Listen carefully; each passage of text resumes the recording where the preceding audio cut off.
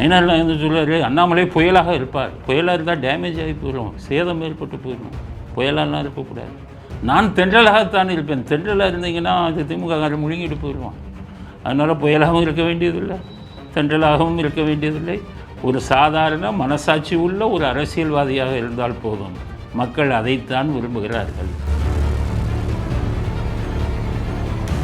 காங்கிரஸ் நீங்கள் மந்திரிகளாவேன், துணை மந்திரிகளாவேன் தமிழ்நாட்டுன்னு கனவு கூட காங்காதீங்க. உங்களை எப்படி சுவிட்சு போடணுன்னு உங்களுக்கு தெரியும். ஒருவேளை அப்படி உங்களுக்கு இப்போ துணை முதல்வரே கொடுத்தாலும் அதை போய் செல்வ பெருந்தைக்காக கொடுப்பாங்க. உங்களை எப்படா தலைவர் பதவி எப்போ காலி ஆகுதுன்னு தெரியல. அதுதான் செல்வ பெருந்தையோட நிலைமை. இதே பள்ளிக்கூடத்தில் கல்வி பாடத்திட்டத்தை வைக்கிறீங்களே, வளர்ப்பு மகளை கல்யாணம் பண்ண வீரராகவே மிகப்பெரிய தலைவராக நீங்கள் சித்தரித்து மாணவர்களுக்கு சொல்லிக் கொடுக்குறீங்களே, இதை விட கேவலமான விஷயம் என்ன இருக்குது? அது மட்டும் தப்பு இல்லையா?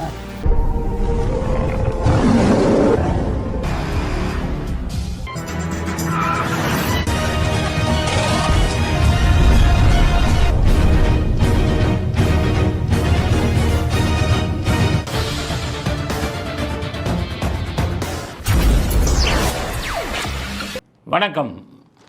அனைவருக்கும் தமிழ் புத்தாண்டு வாழ்த்துக்கள்.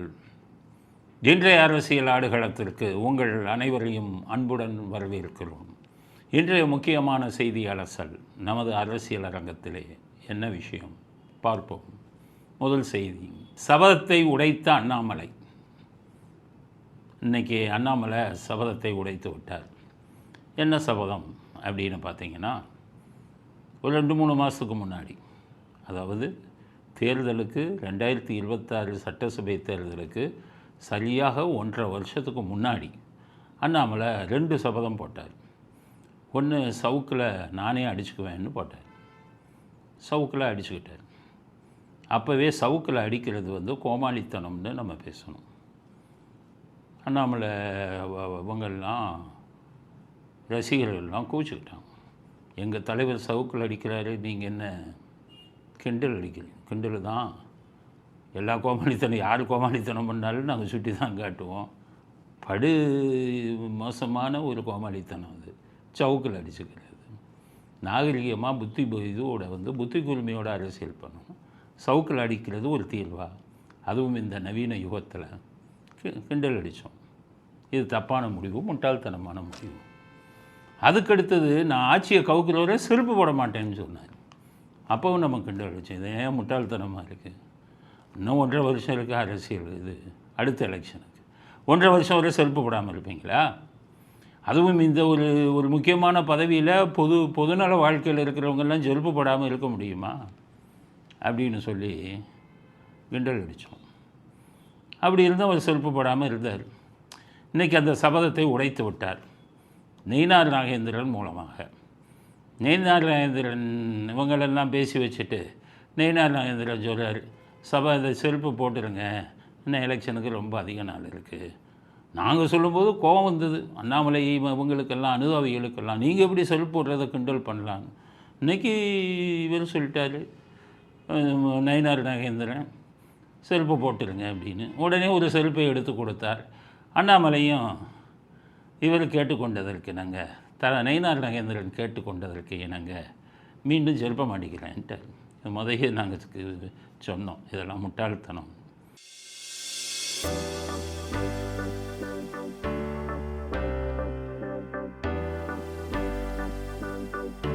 அடுத்து 3 மாதம் ட்ரைனிங் போனார் லண்டனுக்கு. அதையும் கிண்டல் அடித்தோம்.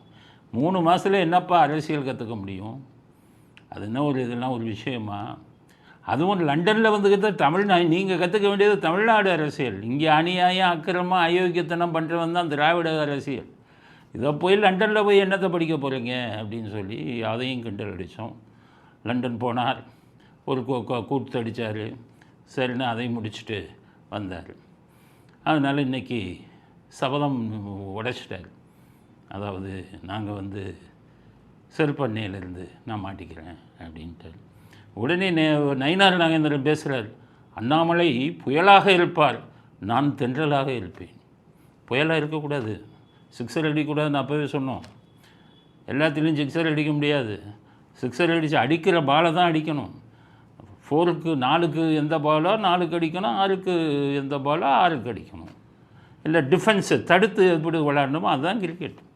எல்லாத்தையும் சிக்ஸர் அடித்தா 5 பாலில் அவுட் ஆகிட்டு போக வேண்டியது தான் அப்படின்னு தான் சொன்னோம். அதனால் அது இன்னொன்று என்னென்னா, உங்கள் இஷ்டத்துக்கெல்லாம் சிக்ஸர் அடிக்க முடியாது.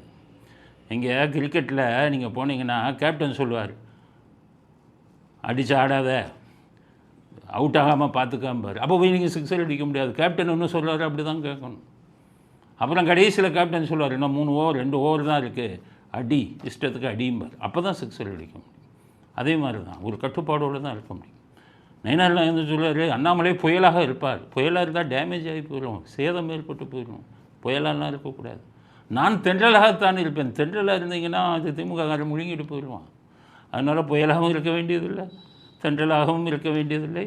ஒரு சாதாரண மனசாட்சி உள்ள ஒரு அரசியல்வாதியாக இருந்தால் போதும். மக்கள் அதைத்தான் விரும்புகிறார்கள். மக்கள் என்றும் புயலையும் விரும்புவதில்லை, தென்றலை கண்டுகொள்வதில்லை. அதனால் சாதாரண ஒரு அரசியல்வாதியாக இருங்கள் அப்படிங்கிறது பாஜகக்காரவங்களுக்கு நம்ம கொடுக்கக்கூடிய கோரிக்கை. அதுலேயே ஏன் பார்த்திங்கன்னா, அண்ணாமலைக்கு பெரிய அளவில் பேர் கெட்டு போச்சு. நல்லா யோசிங்க. மோடி எல்லோரும் என்ன சொல்கிறாங்க, அண்ணாமலை பேசாமல் உங்களுக்கு தூக்கம், இது அரசியல் அரங்கம். ஏன் அரசியல் சம்மந்த செய்திகள் என்னென்ன அன்னன்னைக்கு வருதோ அதைத்தான் பேசுவோம். இன்றைக்கி செல்வ போகிறத பற்றி வந்திருக்கு. அதனால் போன தடவை மோடி வரும்போது அண்ணாமலைக்கு எவ்வளோ மதிப்பு கொடுத்தார். மேடையில் அண்ணாமலையை பக்கத்தில் உட்கார வச்சுக்கிட்டார். அண்ணாமலை எல்லாருமே இது பண்ணார், இன்ட்ரோடியூஸ் பண்ணார், அறிமுகம் செஞ்சார். மோடி சிரித்து பேசினார். இந்த தடவை மோடியின் போக்கில் மாற்றம் தெரிந்ததா? சேர்லேயே உட்கார வைக்கல, மேடையிலேயே. ஏன்னு கேட்டிங்கன்னா, பாஜக கட்சி வித்தியாசமான கட்சி, அவன் கொள்கை உள்ள கட்சி. அவன் பெரிய பெரிய பணக்கார்கிட்ட டொனேஷன் வாங்குவான், ஆனால் யார்ட்டையும் லஞ்சம் வாங்க மாட்டான். பாஜக நன்கொடை தான் வாங்குவார்கள், லஞ்சம் வாங்க மாட்டார்கள். அது ஒரு கொள்கை உள்ள கட்சி. அந்த மேலே உள்ள தலைவனிலிருந்து அதை பதிவு பண்ணுவாங்க. நம்ம பணம் வாங்குறோன்னு தெரிஞ்சுட்டா அவங்க முகம் பக்கமே திரும்ப மாட்டாங்க. நான் ஏற்கனவே சொன்னேன், அண்ணாமலை மேலே பல புகார் வந்தது சொன்னேன். ஒரு அமித்ஷாவே அதை உளவுத்துறையை வச்சுக்கிட்டு ஐபியை வச்சு விசாரித்தாங்க. அதாவது கூட்டணி வேணான்னு சொல்கிறதுக்கான காரணம் திமுகவுடன் உள்ள உறவு கண்டுபிடிச்சாங்க சொன்னேன். அதுக்கடுத்தது திமுக மந்திரிகளுடன் காட்டும் நெருக்கம், KNL போன்றவர்களுடன் பண பரிமாற்றம், இதெல்லாம் போச்சு அவருக்குன்னு முதலியே சொன்னேன். இது எல்லாத்துக்கும் மேலே இதை கூட அவங்க மன்னிச்சாங்க. இது எல்லாத்துக்கும் மேலே அவங்களுக்கு மற்ற கோபங்களும் இருந்தது. எப்படின்னு கேட்டிங்கன்னா, எலெக்ஷன் டைமில் கோடியாக மத்திய பாஜக கட்சியிலேருந்து கோடிக்கணக்கான பணத்தை இங்கே அனுப்புனாங்க தமிழ்நாடு பாஜகவுக்கு. எங்கெங்கே கேண்டிடேட் நிற்கிறாங்களோ அங்கெல்லாம் பணத்தை கொடுங்க அப்படின்னு. நிறைய பேருக்கு பணமே போய் சேரல. பாஜகவுக்கு எலெக்ஷன் முடிஞ்ச உடனே தான் தெரிய வந்தது. ரிப்போர்ட் கேட்டாங்க, மத்திய பாஜக கொடுத்து அனுப்பிய பணத்தின் பெரும்பகுதி போயே சேரல. மிகப்பெரிய கோபம் வந்தது அவங்களுக்கு. அதுபோக மிகப்பெரிய பணக்காரர்கள் நன்கொடையாக கொடுத்தார்கள் பாஜகவுக்கு. அண்ணாமலைகிட்ட தான் கொடுக்குறாங்க. நன்கொடையாக கொடுத்ததில் பெரும் பணம் கட்சிக்கு சேரவில்லை. இதுவும் குற்றச்சாட்டாக வந்தது. இதற்கப்புறம் தான் இதையெல்லாம் ஆதாரத்துடன் மோடியிடம் அமித்ஷா காட்டினார். ஏன்னா அமித்ஷா இந்த அண்ணாமலை விஷயத்தில் நடவடிக்கை எடுக்க முடியலை. ஏன்னா மோடி அவர் மேலே பெரிய நம்பிக்கை வச்சுருக்காரு. அதனால் நம்ம நடவடிக்கை எடுக்க முடியாதுன்னு இதுக்கான அத்தனை ஆதாரங்களும், பண விஷயத்தில் தப்பு நடந்த அத்தனை ஆதாரங்களையும் மோடியிடம் கொண்டு போய் காமிச்சாங்க. மோடி பார்த்தவுடன் தான் மோடி மிகப்பெரிய நம்பிக்கை வச்சுருந்தார். நாளைக்கு மோடி 75 வயசு முடிஞ்சு போகும்போது அண்ணாமலையே பிரதமருக்கு இப்போ வேட்பாளர் அறிவிப்பாரோங்கிற சந்தேகமெல்லாம் இருந்தது. அந்தளவுக்கு நம்பிக்கை வைத்திருந்தார். ஆதாரங்களை அள்ளி போட்டவுடன் மோடி ஷாக் ஆகிட்டார். அதுக்கப்புறம் தான் மோடி இந்த தடவை அவர் திரும்பி கூட பார்க்குறார். அவருக்கு முக்கியத்துவம் கொடுக்கல. காரணம், பாஜக எதை வேண்டுமானாலும் சகித்து கொள்வார்கள், ஊழலை சகித்து கொள்ள மாட்டார்கள். அதனால் தான் இப்படிப்பட்ட ஒரு நிகழ்வு இங்கு நடந்தது. இல்லைன்னு கேட்டிங்கன்னா, போன தடவை முருகனை தலைவரை விட்டு தூக்கணுன்னே மந்திரி ஆக்கினாங்க. தலைவரை விட்டு தூக்கணுன்னே மந்திரி ஆக்கினாங்க. இவங்களெல்லாம் கவர்னர் ஆக்கினாங்க. தமிழிசையெல்லாம் நல்ல பதவி தான் கொடுப்பார்கள். அது இந்த மாதிரி பல சர்ச்சைகளில் சிக்கியதால் அண்ணாமலைக்கு பெரிய வந்தது, பின்னடைவு ஏற்பட்டது. அதனால் இன்றைக்கி செருப்பு கட்டியிருக்காரு. செருப்பை மாட்டியிருக்காரு. செருப்பை மாட்டினது முக்கியம் இல்லை, நல்ல கொள்கைகளுடன் அரசியலில் இருங்க. வார் ரூமை மூடுங்கன்னு அமித்ஷா சொல்லிட்டு போனார், இன்னும் மூடலை, இன்னும் போஸ்டிங். அண்ணாமலை வாழ்க, அண்ணாமலை முன்ன முதலமைச்சர். பாருங்கள், இன்றைக்கி பேசுகிறோம், இப்போ ஒரு முட்டாளுங்க அடிச்சுக்கிட்டே இருப்பான், அண்ணாமலை இது ஐயா ஏன் உங்களுக்கு அண்ணாமலை மேலே இவ்வளோ விருப்பு அப்படிலாம் போடுறாங்களாம். இதை பார்க்குற ஸ்டாஃப் சொல்கிறார், இப்படிலாம் போடுறாங்க சார், அவங்களே போட்டுக்கிறாங்க சார் அப்படின்னு. அதனால் இதெல்லாம் இது பண்ணிட்டு நேர்மையான அரசியலை நடத்துங்கள் அண்ணாமலை, மனசாட்சியுடன் அரசியலை நடத்துங்கள். முட்டாள்தனமாக இந்த செருப்பு போட மாட்டாங்க, சவுக்கில் அழிவு, இந்த மாதிரிலாம் பண்ணாதீங்க. உங்களுடைய இமேஜை கெட்டு விடும். இது திமுகவுக்கு சாதகமாக அமையும். எனக்கு கூட ஒருத்தர் ஃபோன் பண்ணார், ஐயா நான் பாஜக சொல்லுங்கள் அப்படின்னு. அண்ணாமலையை நான் ரொம்ப நம்பினேன், அவர் மேலே நிறைய குற்றச்சாட்டுகள் உங்கள்கிட்ட ஆதாரம் இருக்குதுன்னு சொல்கிறீங்க, அந்த ஆதாரத்தை வச்சு அவர் மேலே நடவடிக்கை எடுங்கன்னு கேட்டாங்க. நான் உடனே பதில் சொன்னேன், நோனும் அது தப்பு, அது திமுகவுக்கு சாதகமாக ஆகிவிடும். அண்ணாமலையின் தவறுகளை சுட்டி காட்டுவது தான் நமது நோக்கமே ஒழிய அவருக்கு எதிராக போய் இந்த இதெல்லாம் வச்சு அவருக்கு மேலே நடவடிக்கை எடுப்பது என்பது நோக்கம் அல்ல. அவர் சொல்கிறார், அப்போ நீங்கள் நடுநிலையான ஆளே கிடையாது. நடுநிலைங்கிறது வேறு, நடவடிக்கைங்கிறது வேறு. சுட்டி காட்டிடுறேன்ல, அதுதான் நடுநிலைமை. அவர் போய் நடவடிக்கை இதெல்லாம் எடுக்கிறது அது எனக்கு அவசியம் இல்லாதது. மக்கள் மன்றத்தில் இவங்க செய்கிற தவறுகளை சுட்டி காட்டுவது தான் எனது வேலை அப்படின்னு சொன்னேன். அதனால் அண்ணாமலை மேல் எங்களுக்கு வன்மம் இல்லை, யார் தவறு செய்தாலும் சுட்டி காட்டுவோம். நயினார் நாகேந்திரனையும் நாங்கள் கண்காணிச்சுக்கிட்டு இருக்கோம். தப்பு செய்தால் யாராக இருந்தாலும் சரி அதை மக்கள் மன்றத்தில் சுட்டி காட்டுவோம் அப்படிங்கிற கருத்தை முதல் கருத்தாக பதிவு செய்ய விரும்புகிறோம். அடுத்தது நானே தலைவர். அன்புமணி சொல்கிறார், நான் தான் தலைவருங்கிறார். கொஞ்சம் ரெண்டு மூணு நாளைக்கு முன்னாடி பாபர் சொன்னார், பாட்டாளி மக்கள் கட்சி நிறுவனர் ராமதாஸ் சொன்னார், நான் தான் தலைவர், அன்புமணி என்னமே செயல் தலைவர்னார். அதுக்கு இப்போ அன்புமணி என்ன பதில் சொல்கிறாரு, அதெல்லாம் கிடையாது, நான் தான் தலைவர். எப்படி ஒரே தலைவர்? நான் அதுவும் சொல்கிறார், நான் பாட்டாளி மக்கள் கட்சி பொதுக்குழு கூட்டத்தில் பொதுக்குழு உறுப்பினர்களால் தேர்ந்தெடுக்கப்பட்டவன், என்னை யாரும் தூக்க முடியாதுங்கிறது. அப்போ ஓகே, வரம் கொடுத்தவன் கையிலேயே தலையை வரம் கொடுத்தவன் கையில் கையை வச்சாங்கன்னு சொல்லுவாங்க. அது அப்போ அன்புமணிக்கு பொருந்தும். இந்த விஷயத்தில் பாட்டாளி மக்கள் விஷயத்தில் எங்கள் ஆதரவு ராமதாஸ் அவர்களுக்கே. பாட்டாளி மக்கள் கட்சி தொண்டர்களுக்கும் சொல்கிறேன், மனசாட்சி உள்ளவங்களுக்கு இந்த பிரச்சனையில் இவர் பக்கம்தான் நியாயம் இருக்குது, ராமதாஸ் பக்கம்தான் நியாயம் இருக்குது. நாங்கள்லாம் பார்த்தவங்க அவருடைய செயல்பாடு, எப்படி அந்த கட்சியை வளர்த்தார், எவ்வளோ கஷ்டப்பட்டார், அந்த இதில் கொண்டு வந்தார். மகன் என்பதற்காகத்தான் அன்புமணியை கொண்டு வந்தார்.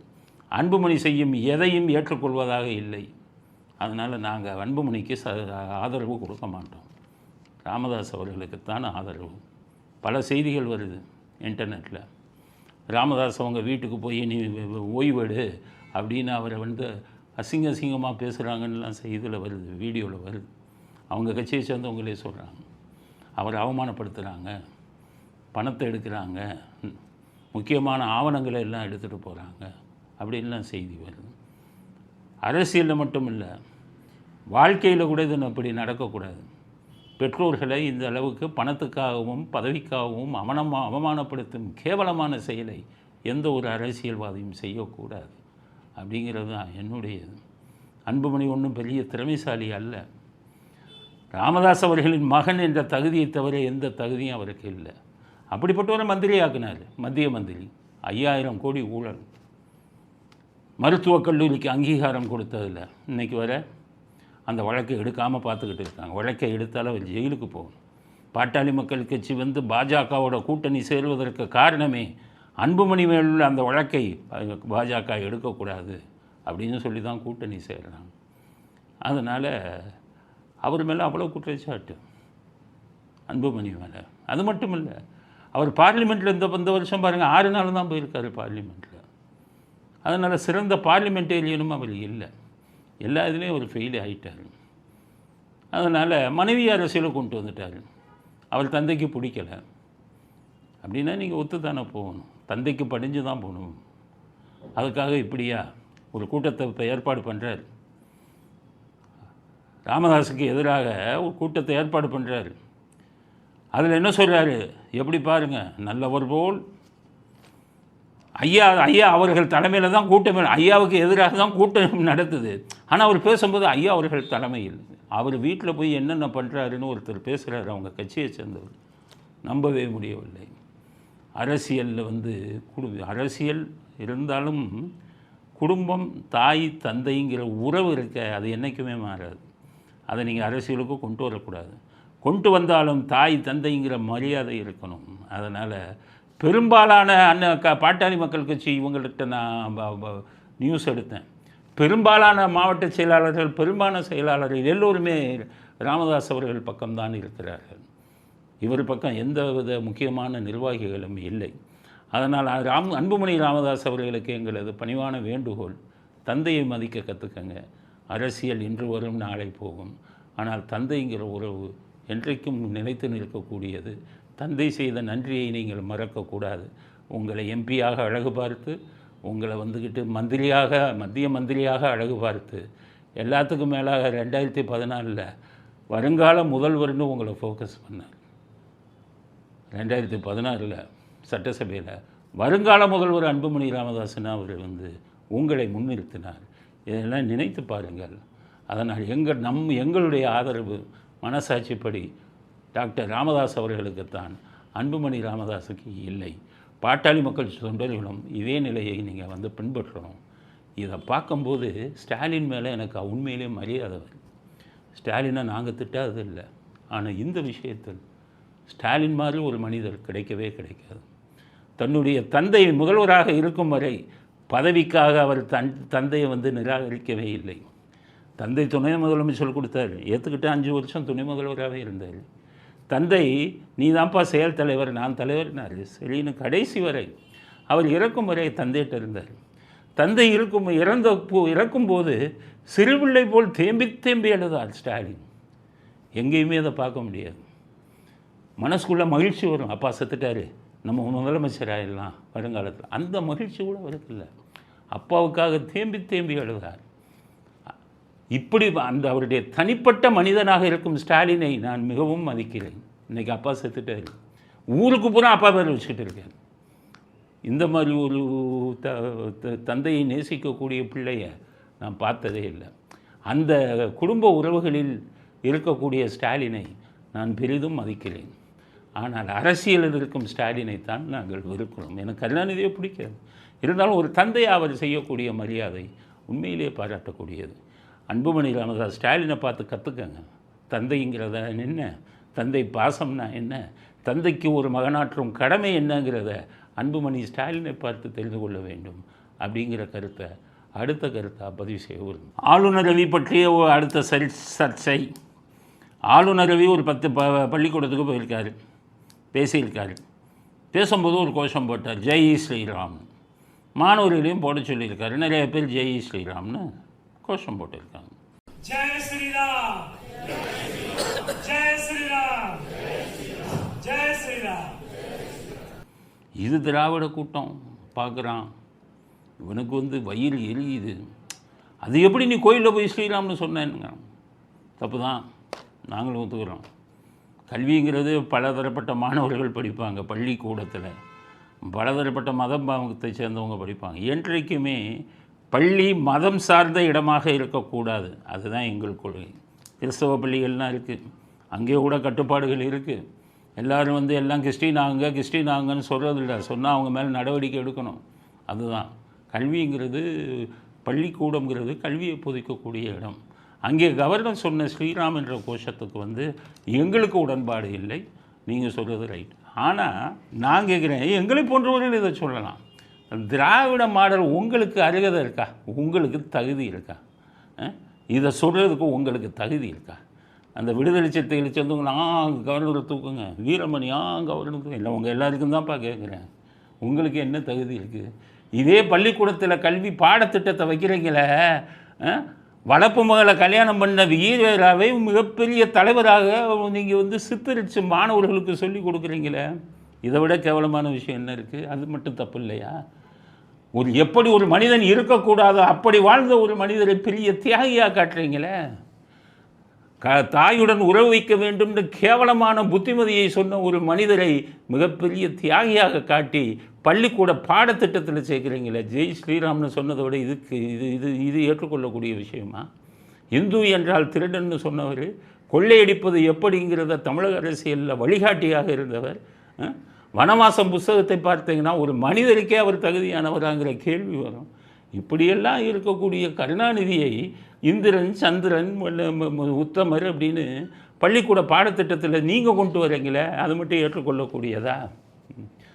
அதனால் ராமர் ஒருவனுக்கு ஒருத்தின் வாழ்ந்த உத்தமர், ராமரையே சொல்லக்கூடாதுங்கிறால ஈவேராவையும் கருணாநிதியும் சொல்லி கேவலப்படுத்திக்கிட்டு இருக்க ஜென்மங்க நீங்கள் எல்லாம் ராமர் கோஷம் போடுறதுக்கு ஒன்று எதிர்ப்பு தெரிவிக்க உங்கள் எவனுக்குமே தகுதி கிடையாது.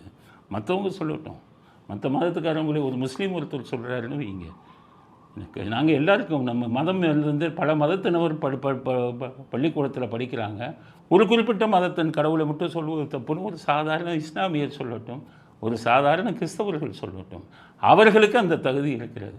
ஆனால் உங்களை போன்ற அரசியல்வாதிகள், மூன்றாம் தர அரசியல்வாதிகளுக்கு இதற்கு எதிர்ப்பு தெரிவிக்க தகுதி இல்லை அப்படிங்கிறது தான் எங்களுடைய இந்த பிரச்சனையில் எங்களுடைய கருத்து. அடுத்த விஷயம், அமெரிக்காவில் இந்து மதம் குறித்து பேசினால் தண்டனை அப்படின்னு சட்டம் கொண்டு வராங்க. இந்த சட்டம் அமெரிக்காவுக்கு அவசியமா? அமெரிக்காவில் யாராச்சும் பிள்ளையார் சிலைக்கு செருப்பு மாலை போடுறாங்கன்னா, அமெரிக்காவில் யாராவது விலை மாதவை பற்றியும் சைவர் வைஷ்ணவரை பற்றியும் ஒப்பிட்டு பேசுகிற முட்டாள்கள் இருக்கானா அமெரிக்காவில்? இதை பிள்ளையார் சிலையை செருப்பு போட்டு செருப்பால் அடித்த முட்டாள் அமெரிக்காவில் இருக்கானா?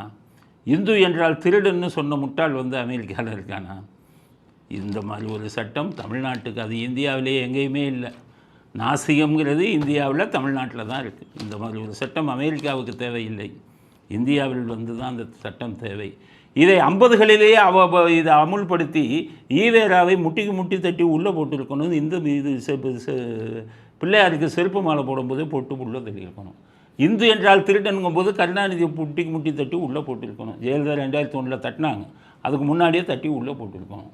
யார் அவமானப்படுத்தினாங்களோ இந்த ஸ்டாலினே உள்ளே போட்டிருக்கணும். கொச்சைப்படுத்தவில்லையா?